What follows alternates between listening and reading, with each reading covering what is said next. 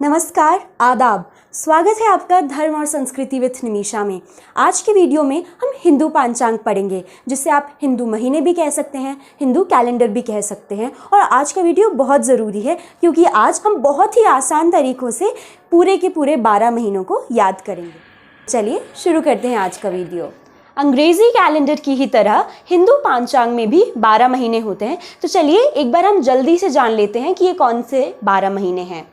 पहला महीना होता है चैत्र, दूसरा महीना वैशाख, तीसरा महीना ज्येष्ठ, चौथा महीना आषाढ़, पांचवा महीना सावन या श्रावण, छठवां महीना भाद्रपद, कई लोग इसे भादों भी बोलते हैं, सातवां महीना आश्विन, आठवां महीना कार्तिक, नौवां महीना मार्गशीर्ष, 10वां महीना पौष, 11वां महीना माघ और 12वां महीना फागुन। कई लोग ऐसा सोचते हैं कि जनवरी को बोलते हैं माघ, और माघ ही हिंदू पंचांग का पहला महीना होता है, लेकिन ऐसा नहीं है। माघ तो हिंदू पंचांग के अनुसार 11वां महीना होता है। हिंदू पंचांग के अनुसार पहला महीना होता है चैत्र से।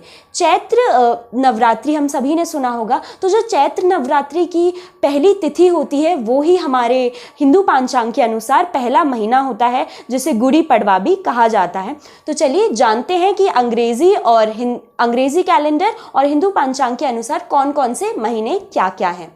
तो चैत्र पड़ता है मार्च और अप्रैल में, और मार्च और अप्रैल का जब समय होता है, और कई लोग ऐसा भी मानते हैं कि क्योंकि ऋतु का एक बदलाव होता है, तो चैत्र से जब नववर्ष शुरू होता है तब ऋतु बदलती है। क्योंकि दिसंबर से जब जनवरी में हम जाते हैं इंग्लिश कैलेंडर के अनुसार, तब तो सीज़न का बदलाव ही नहीं होता। तो जब एक नया समय शुरू होता है, जब एक नई ऋतु शुरू होती है, और तब चैत्र शुरू होता है। ऐसा ही जितने भी हिंदू पंचांग के महीने हैं वो ऋतुओं से बहुत ज़्यादा तालमेल खाते हैं। और चलिए आगे बढ़ते हैं। वैशाख का महीना जब गर्मी शुरू होती है अप्रैल और मई के बीच में। ज्येष्ठ का महीना मई और जून के समय आता है। आषाढ़ का महीना जब धीरे धीरे जो पहली बारिश की फुहारें आती हैं वो आषाढ़ में शुरू होती हैं। उसके बाद आता है सावन का महीना, जिसे श्रावण भी कहते हैं। तो सावन के महीने में बहुत सारे झूले डलते हैं। सावन में बहुत सारे अलग अलग प्रकार के गीत गाए जाते हैं, जैसा कि एक गीत है श्रावण का महीना पवन कर शोर, तो मोरें वगैरह बोलती हैं। तो जब बहुत ज़्यादा बारिश का महीना है, और जो रक्षाबंधन का त्यौहार है वो भी श्रावण में ही मनाया जाता है। श्रावण के बाद आता है भाद्रपद। अब भाद्रपद को भादों भी बोलते हैं, और भादों, और कई बार ऐसे माना जाता है श्रावण भादों साथ साथ बोल दिया जाता है, क्योंकि ये जो महीने हैं इस समय बहुत ज़्यादा बारिश होती है, और जो हमारे लिए बहुत ज़रूरी है। आगे बढ़ते हैं। आश्विन का महीना। आश्विन का महीना सितंबर और अक्टूबर के समय आता है, और उसके बाद आता है कार्तिक का महीना। अब कार्तिक के महीने से हमें याद आ जाती है दिवाली, कार्तिक पूर्णिमा, और इस तरीके से ये 8वां महीना जो है वो कार्तिक का महीना है, और वो अक्टूबर से नवंबर के बीच में कार्तिक का महीना होता है। 9वां महीना है मार्गशीर्ष का महीना। मार्गशीर्ष के महीने में धीरे धीरे थोड़ी थोड़ी जो ठंड लगना शुरू होती है, बहुत थोड़ी सी, और फिर जब मार्गशीर्ष चल रहा होता है, जब दिसंबर चल रहा होता है, फिर आता है पौष का महीना। पौष को फूस भी कई लोग बोलते हैं, और कई लोग ऐसा मानते हैं कि इस समय बहुत सारी चीज़ें नहीं की जाती हैं, या फिर शुभ कार्य ज़्यादा फूस के महीने में नहीं होते हैं। कई ऐसी सारी मान्यताएं हैं। पौष के महीना दिसंबर और जनवरी में आता है, और इसके बाद आता है माघ का महीना।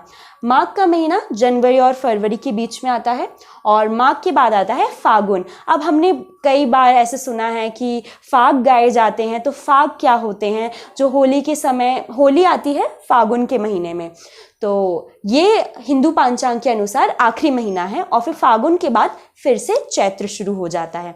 तो ये है हिंदू पंचांग के 12 महीने, और यहाँ पर हमने ये भी देखा कि ये इंग्लिश कैलेंडर के अनुसार कब कब आते हैं।